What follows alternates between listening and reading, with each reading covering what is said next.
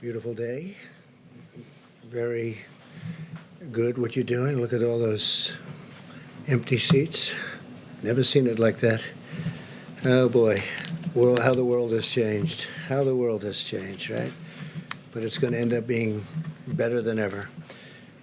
I want to thank you very much for being here, and I'd like to update you on the steps we're taking on our ongoing fight to defeat the virus. This morning at 7:55, I spoke to the leaders of the G20, had a great meeting, and we have a lot of different ideas, a lot of good ideas. We're working together. The leaders gathered virtually around the world to discuss the whole subject of the problem that right now 151 nations have got. We had President Alberto Fernandez of Argentina, Prime Minister Scott Morrison of Australia, President Jair Bolsonaro of Brazil, Prime Minister Justin Trudeau of Canada, President Xi of China, President Emmanuel Macron of France, Chancellor Angela Merkel of Germany, Prime Minister Modi of India, President Widodo of Indonesia, Prime Minister Giuseppe Conte of Italy, Prime Minister Shinzo Abe of Japan. Congratulations to Japan on making a great decision on the Olympics. Going to make it next year, 2021.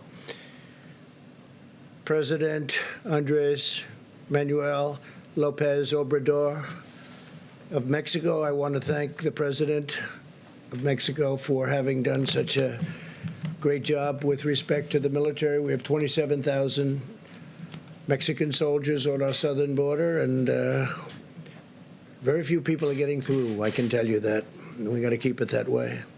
And we have a great relationship with Mexico now. President Putin of Russia, King Salman of Saudi Arabia, President Ramaphosa of South Africa, President Moon of, as you know, a country that we spend a lot of time in, South Korea. We're working very hard on that.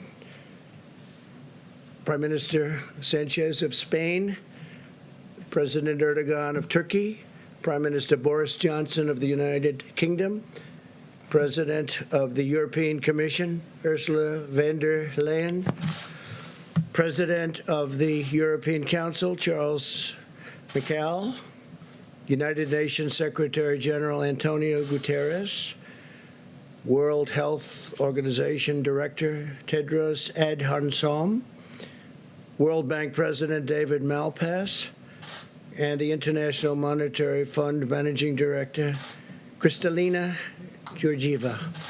So that's a big group, but it's a great group. It's and they were all there, every one of them, and we talked about the problem, and hopefully it won't be a problem for too much longer. The United States is working with our friends and partners around the world to stop the spread of the virus and coordinate our efforts. We discussed how vitally important it is for all of our nations to immediately share information and data, and we've been doing that to a large extent, but we'll do it even more so, and to inform our, I guess you could say, form each of us on the fight that we've got going one way or the other. It's a little bit different, but we're handling it a little bit in different ways. But there is great uniformity, I think. It was a terrific meeting, tremendous spirit among all of those countries. You had 20 countries plus the other people that I mentioned, and tremendous spirit to get this over with. After the meeting with the world leaders, I spoke with the governors of our 50 states and territories. Our team has been in constant communication with the governors, and we had a terrific meeting. Somebody in the fake news said that one of the governors said, "Oh, we need Tom Brady." I said, "Yeah." He meant that in a positive way. He said, "We need Tom Brady. We're going to do great." And he meant it very positively, but they took it differently. They think Tom Brady should be leading the effort. That's only fake news, and I like Tom Brady.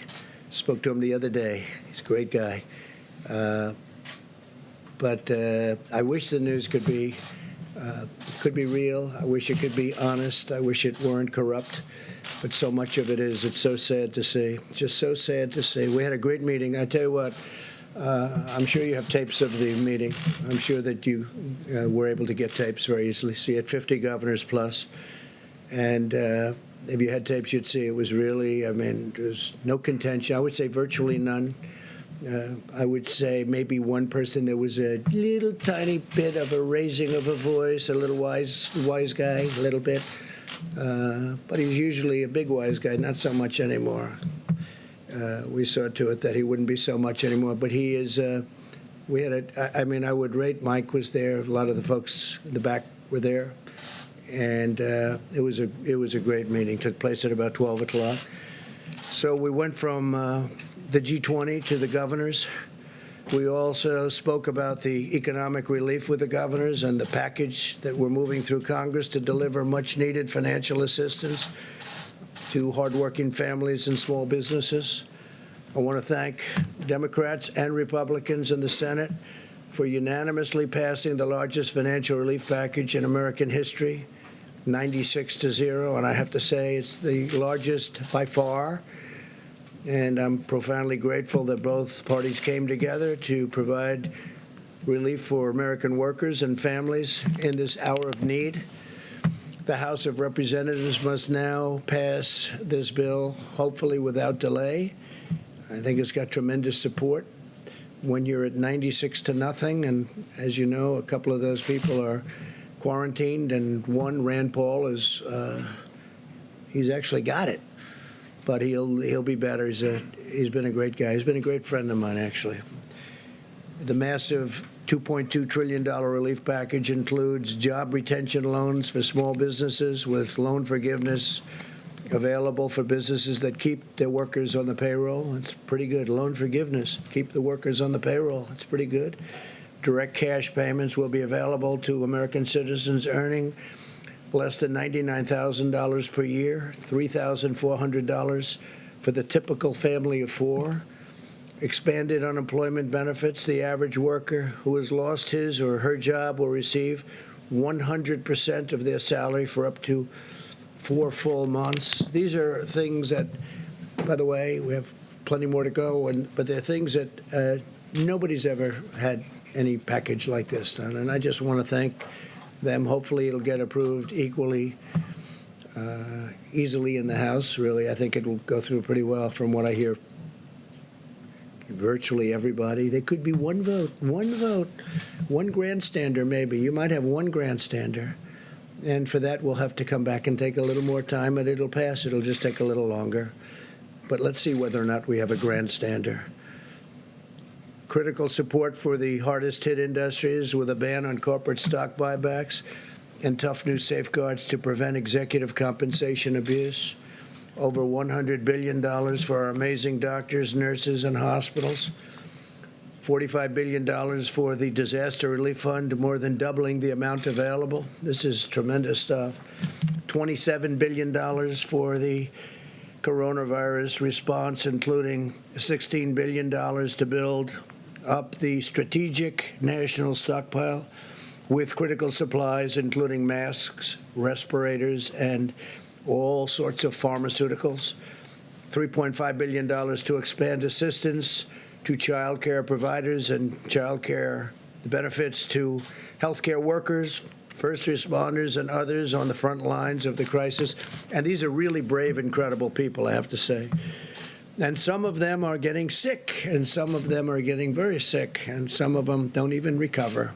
They're incredible people. $1 billion for Defense Production Act procurement. We are, as you know, using the act, but we use it only when necessary.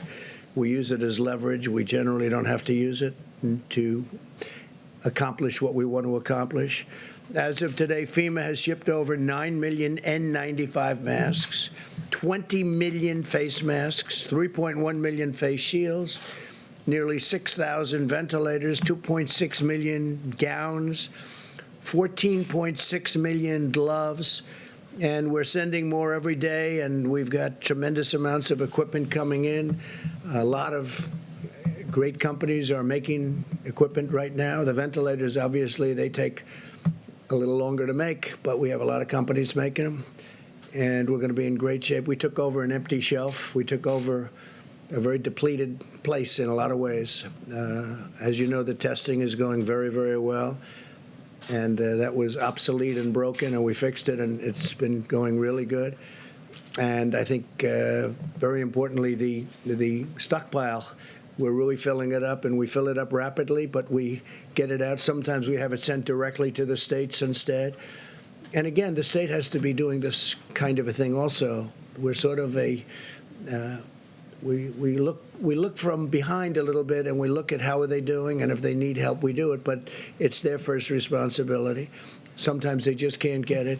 But we load it up and we send it out. But if we can, we have it sent directly to the state. We want it to go directly to the point where we want it. I can now announce something that I think is incredible, what they've done in the Navy, because the incredible naval hospital ship, the USNS Comfort, which is incredible, actually, when you see it inside, will be underway to New York City on Saturday. So it's going to be leaving on Saturday rather than 3 weeks from now. They did the maintenance quickly, and it was going to be there for quite a while longer, another 3 or 4 weeks, and it should be arriving. I told the governor 20 minutes ago, Governor Cuomo, that the ship will be arriving at New York Harbor on Monday. I think I'm going to go out and I'll kiss it goodbye. I'll go to, it's in Virginia, as you know, and I will go and we'll be waving together because I suspect the media will be following. John, are you going to be following? Maybe. You never know, huh? Comfort, sir. It's a very important vessel. Great ship. It's a great vessel, is right. So if you want to go, I'll see you there, and if you don't, that's okay. After being fully loaded with medical supplies, it's loaded up to the top, and it's over at the Norfolk Naval Base. That's where it departs. It is expected then to, we're saving about 3 to 4 weeks by the incredible work done by the Navy. And I actually look forward to Saturday to see it go. The ship will arrive, and I believe it's going to get a little bit of a ceremony. There's something very beautiful about it. It's an incredible piece of work. Going to be landing at Pier 90 in Manhattan to provide hospital surge capacity for the New York metropolitan area. So it's a surge capacity. They may use it for this, or they may have other people coming in from hospitals unrelated to the virus, and then they'll use those hospitals on land. They'll use those hospitals for the virus, but we'll see how they do it. They could do it either way, one way or the other, whichever one is best. But it could be, because it's set up so well for a regular hospital, that they may take people out of hospitals and then use those rooms for the virus. The National Institute of Health and the private sector, working closely with the FDA, continue to collaborate to discover and test treatments and therapies that can effectively reduce the duration and symptoms of the virus and very much help people to recover. And I'm firmly committed to bringing these treatments to market very quickly. We have a lot of tests going on with regard to different medicines, and I hope we get lucky. I hope we hit. A lot of talented scientists and doctors are working on therapeutics, a cure, vaccines. I think we're doing very well. Tony may speak to that a little bit later, but I think we're doing very well with regard to the vaccines. I think we're doing well with regard to a lot of the things I just mentioned, but we'll have to see what happens. We're going to know fairly soon about a lot of them. But it's very advanced, and the vaccines are very advanced prior to, as you know, a fairly reasonably long test period of, in that case, over a year. Every American should be proud of the incredible spirit our country has brought to this effort. It's been incredible. Citizens from all walks of life have come together to turn the tide in this battle. We're witnessing the extraordinary power of American unity like a lot of people have never seen. Even getting a vote. You're talking about trillions of dollars, and you get a vote of 96 to nothing. We are waging war on this virus using every financial, scientific, medical, pharmaceutical, and military resource to halt its spread and protect our citizens. I want to express our tremendous thanks to the American people for continuing to practice social distancing like you people are practicing right here. I don't know, this room may never be the same. Maintaining good hygiene and follow government guidelines. Vice President Pence lifts up that card every time. And it's not very complicated, but hopefully you can do that.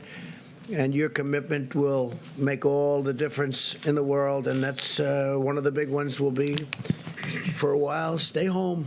Just relax, stay home. Making a lot of progress. As we continue to gather more information and accelerate the testing, where we're doing record numbers of tests now, far more than any other country has done. I told you yesterday, 8 days here, because you heard so much about South Korea.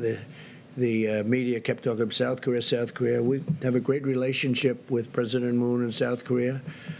But when I hear so much about South Korea, so in 8 days, we do more testing than they did in 8 weeks. And it's a very highly sophisticated test. We'll be able to deploy even more data-driven and targeted approaches to slow the ultimately, it's a very devastating thing, but we will vanquish this virus, and it's a lot of progress has been made. That's why earlier today I sent a letter to America's governors describing how we will be using the data to update existing guidance on social distancing, which will be developed in close coordination with our nation's public health officials and scientists. Because of the sacrifices of our great doctors and nurses and healthcare professionals, the brilliance of our scientists and researchers, and the goodness and generosity of our people, I know that we will achieve victory and quickly return to the path of exceptional health, safety, and prosperity for all of our citizens. We have to get back to work. Our people want to work. They want to go back. They have to go back.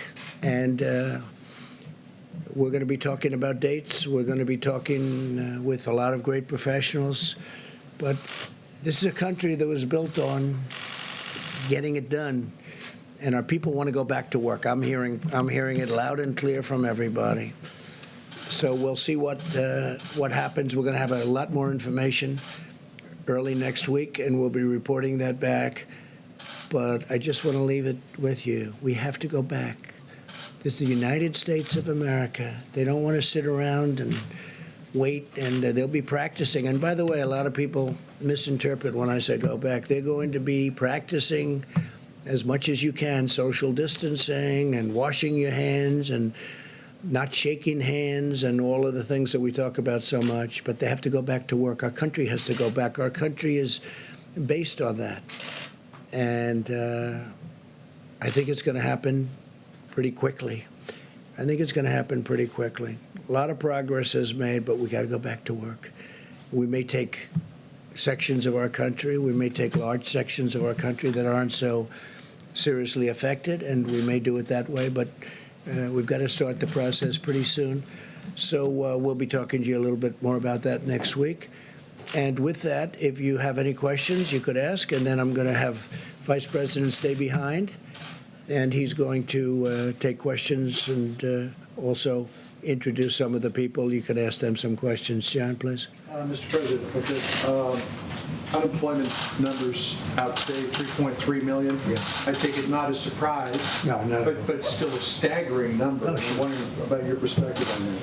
Well, it's nobody's fault, certainly not in this country. Nobody's fault. We got very lucky when we made a decision not to allow people in from China at a very early date. I say that because some people don't want to accept it, but this was a great decision made by our country. Or there's the numbers that you're talking about. We're a big country. That'd be far greater, far bigger. So when I heard the number, I heard it could be 6 million, could be 7 million. It's 3.3 or 3.2. But it's a lot of jobs. But I think we'll come back very strong. The sooner we get back to work, every day that we stay out, it gets harder to bring it back very quickly. And our people don't want to stay out. So I know those numbers, John, but I think you'll see a very fast turnaround once we have a victory over the hidden enemy, as I say. It's a hidden enemy. Sometimes a hidden enemy is a lot tougher than somebody that stares you in the face, right? So we'll see what happens. But, I mean, they're fully expected numbers, at least. Steve, please. There's a U.S. proposal to deploy some troops along the Canadian border. Yeah. And Prime Minister Trudeau is complaining about that. Why is that necessary? Well, we have very strong deployments on the southern border, as you know, with Mexico, and we had some troops up in Canada, but I'll find out about that. I guess it's equal justice to a certain extent. But in Canada, we do have troops along the border. You know, we have a lot of things coming in from Canada. We have trade, some illegal trade that we don't like. We have very strong sanctions on some. We have very strong tariffs on dumping steel. And we don't like steel coming through our border that's been dumped in Canada so they can avoid the tariff. You know, I charge a lot of tariff for the steel. And it's been great for our steel companies because now they can really go. You look at what's happened with steel. It's been pretty incredible. But we've taken in billions and billions of dollars in tariffs on steel. And much of it comes in from China, but they can come through the Canadian border, too. So we're always watching for that. If I'm reading the numbers correctly, the United States now has surpassed China as the country with the highest number of virus cases. Does this surprise you at all? Is it following a predictable trajectory? No, I think it's a tribute to our testing. You know, number one, you don't know what the numbers are in China. China tells you numbers, and I'm speaking to President Xi tonight, I believe, and we'll have a good conversation, I'm sure. But you just don't know, you know, what are the numbers? But I think it's a tribute to the testing. We're testing tremendous numbers of people. And every day, the way the system works, and I want to thank especially Roche, has been fantastic, great company. They've done a tremendous amount. Deborah was telling me before that they've really stepped up to the plate and done great, as have other of the companies, but it seems that they're really doing it particularly well. So, we'll see what happens there, but it's a tribute to the amount of testing that we're doing. We're doing tremendous testing, and I'm sure you're not able to tell what China is testing or not testing. I think that's a little hard. Yeah, Mr. President, on the 3.3 jobless claims, you just suggested it could 6 to 7 million. A lot of those workers. No, I didn't say that. No, you're wrong. I didn't say that. I said some people were projecting that it would be 6 or 7, and it's, I believe, 3.3. Came in at 3.3. Yeah. Millions of Americans out of work. Some of them will be losing their insurance. What's your plan to make sure, through no fault of your own, as you just mentioned, that they stay insured? Are you willing to plus up the subsidies for some of the exchanges under Obamacare, expand Medicaid? What's being considered? So, well, I mean, the things I just read to you are being considered, and other things are being considered. People are going to be getting big checks, and it's not their fault. What happened to them is not their fault. So we're doing a lot of different things on health insurance. We have meetings on it today. We're taking care of our people. This is not their fault, what happened, and we're taking care. We're starting off by sending them very big checks. I think for a family of 4, it's about $3,000. And we're taking care of our people. We're taking care of our workers. This was not, as I say, this was not a financial crisis. This was a health crisis, a medical crisis. We're going to take care of our people. Please. Yeah. Please. The National Restaurant Association came out with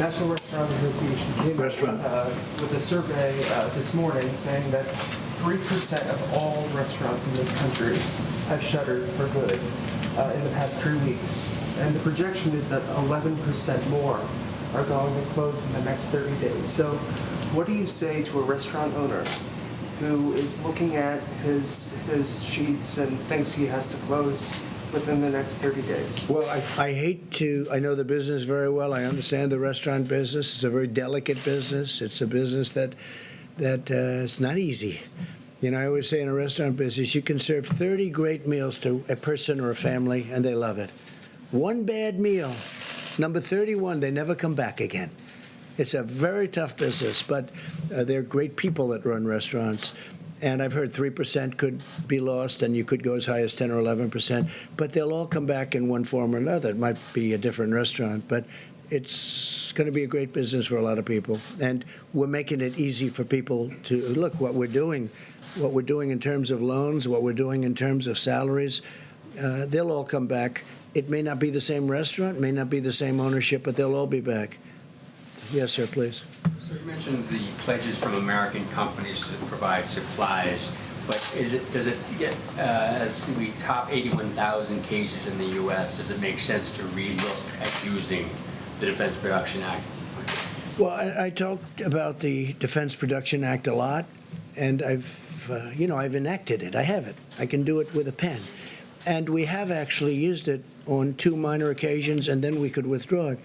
But for the most part, the companies, we don't need it. We say, we need this, and they say, don't bother, we're going to do it. I mean, we're dealing with Ford, General Motors, 3M. We're dealing with great companies. They want to do this. They want to do this. They're doing things that frankly, they don't need somebody to walk over there with a hammer and say, do it. They are getting it done.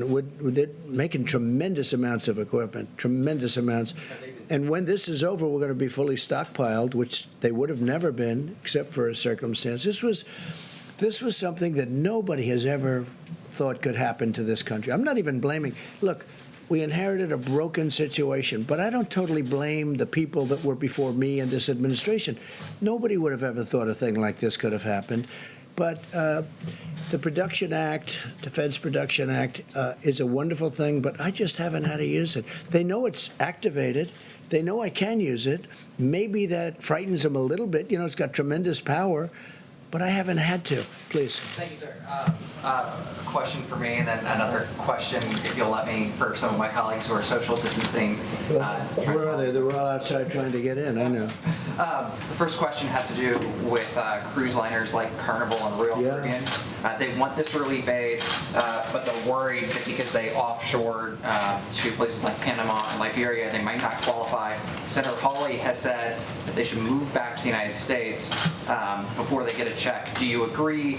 Should they pay U.S. taxes to get U.S. taxpayer relief? So I'm a big fan of Senator Hawley, and I also like the idea. There were some senators that didn't want to do anything, like Carnival, great company, but they're based in different places. I won't tell you why. I could tell you exactly where they're based, but I won't do that. But they're based in actually more than one place. As you know, ships are registered in different locations. I do like the concept of perhaps coming in and registering here, coming into the United States. It's very tough to make a loan to a company when they're based in a different country. But with that being said, they have thousands and thousands of people that work there, and maybe almost as importantly, that work on shore, filling these ships with goods and products. And the cruise line business is very important. And I know Carnival, what a great job they do, Mickey Harrison. And I would think that we could stick with Senator Hawley and maybe really look at that very seriously. Look, it's a big business. It's a great business. It's a business that employs tremendous number of people outside of the ship itself. I mean, you look at these ports. It's loaded up with shops and people that are involved with the ship. So we're going to work very hard on the cruise line business, and we're going to try and work something out. But I like the concept. Yeah, go ahead. Second one. Thank you, sir.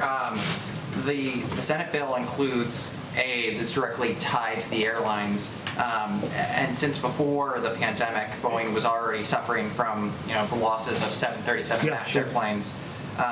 Do you think it's appropriate to use this legislation to sort of provide them with $17 billion of aid on top of $25 billion that they could qualify for as a passenger airline, and then another $4 billion that they could qualify for as a cargo airline? Is that fair? So the airline business is a very tough business. Over many years, it's been very, very tough.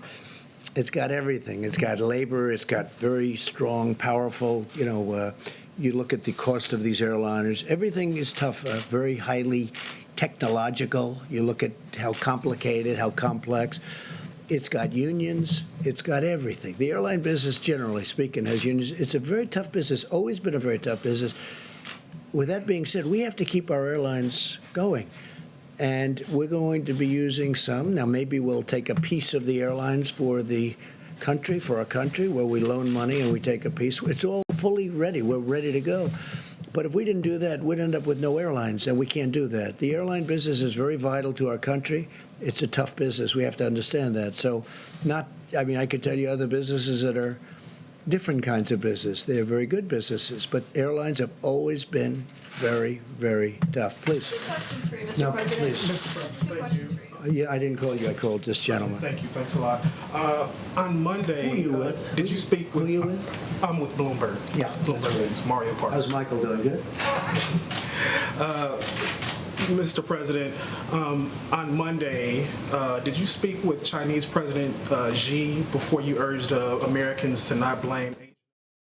All right, guys, just wanted to let you know that you can continue to watch the coronavirus task force briefing online with our YouTube team. News Now, all you have to go to look for is Fox 10 Phoenix. You can also check out coronavirusnow.com. That's where we're going to continue this coverage. And now we bring you back to your regular programming.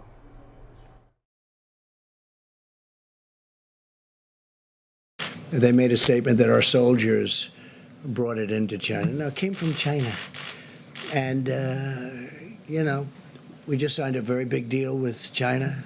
They're paying us a lot of money in tariffs and other things. They never paid us 10 cents. Look, China has taken advantage of the United States until I came here with Sleepy Joe Biden and Obama and Bush and everybody else. I'm not blaming them. I'm blaming everybody. They were allowed to $500 billion a year they were taking out. We had trade deficits that were so large, nobody's ever seen anything like it. And we've changed it. Look, now we're taking in billions of dollars, and we gave some to our farmers because China, they targeted our farmers, and our farmers are very happy. And our farmers got through a very rough period because of what I was able to do. Took the money from China and gave it to the farmers, and we had plenty left over after that. Now we're going into a phase 2 negotiation with China, but we're getting 25% on $250 billion, and then we're getting a lot on money after that. So we've never had a deal with China. China took advantage of the United States. And you know what? I don't blame China for that.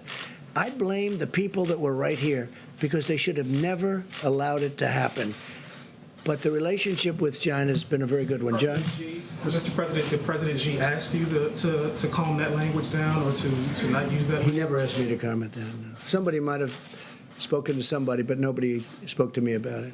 Mr. President, I think it was time, though, because, I talk about the Chinese virus, and I mean it. That's where it came from. If you look at Ebola, if you look at all Lyme, right, Lyme, Connecticut, you look at all these different horrible diseases, they seem to come with the name, with the location. And this was the Chinese virus. But I don't have to say it if they feel so strongly about it. We'll see.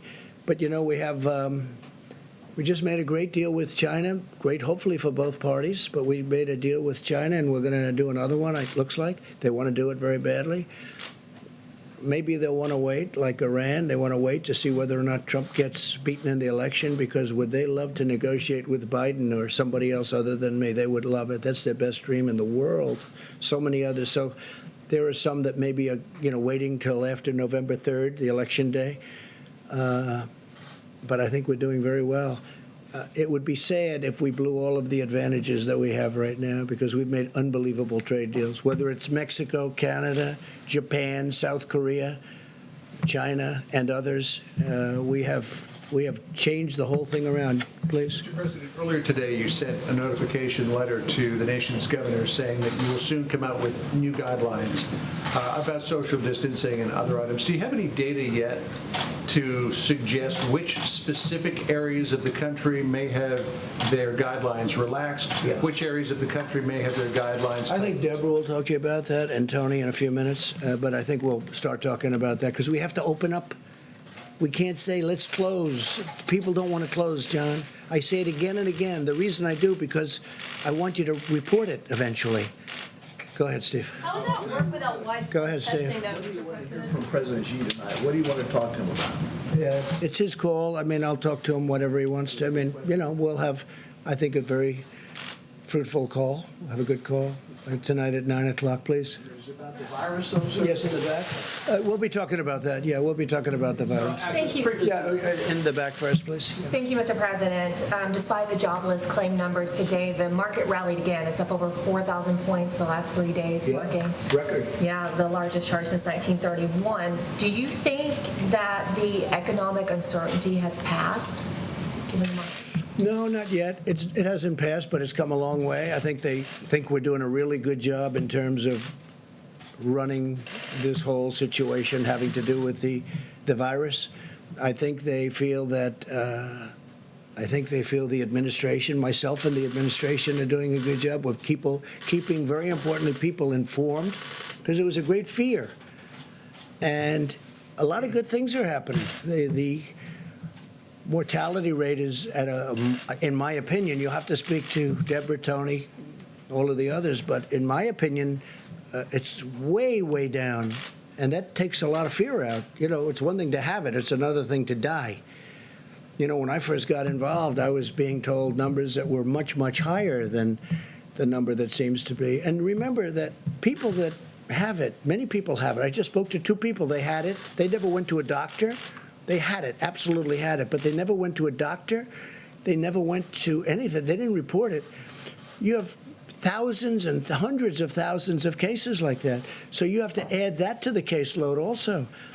And the people that actually die, that percentage is a much lower percentage than I ever thought. That's one of the reasons I say, look, we're going to beat this and we're going to get back to work. I have one more question. Yes, please. More news from your administration today. The DOJ announced charges against Nicolas Maduro for drug trafficking. They've designated him as a narco-terrorist.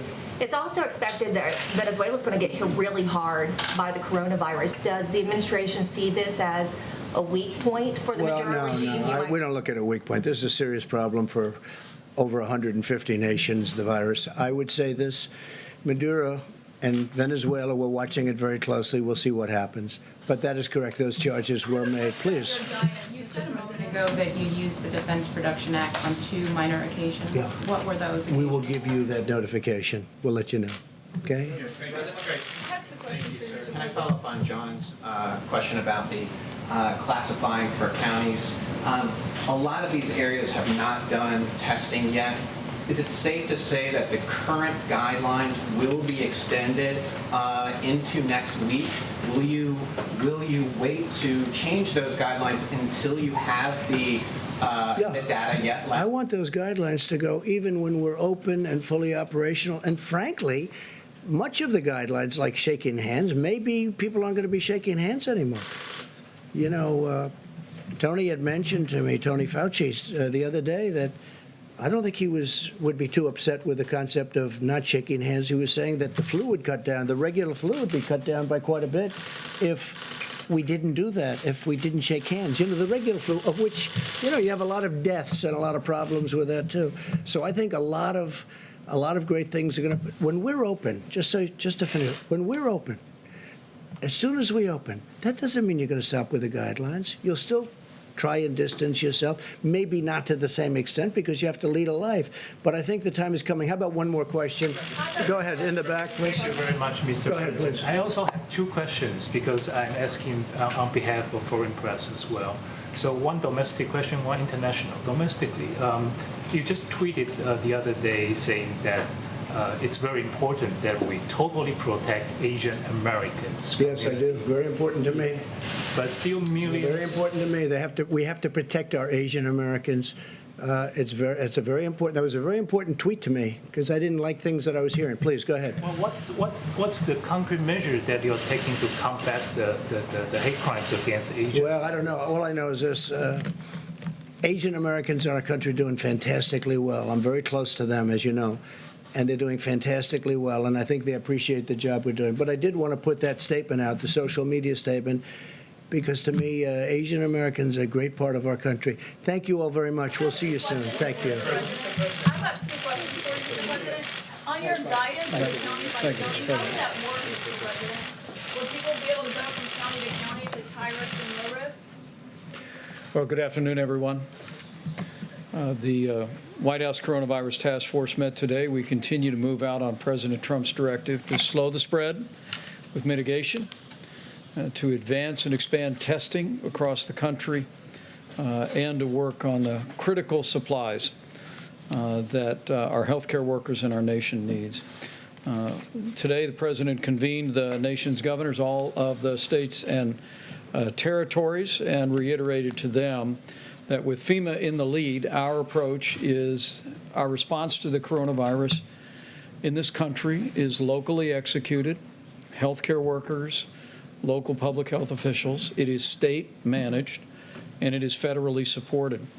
We took the opportunity to thank all of the governors across the country, our states and territories, for their incredible leadership and the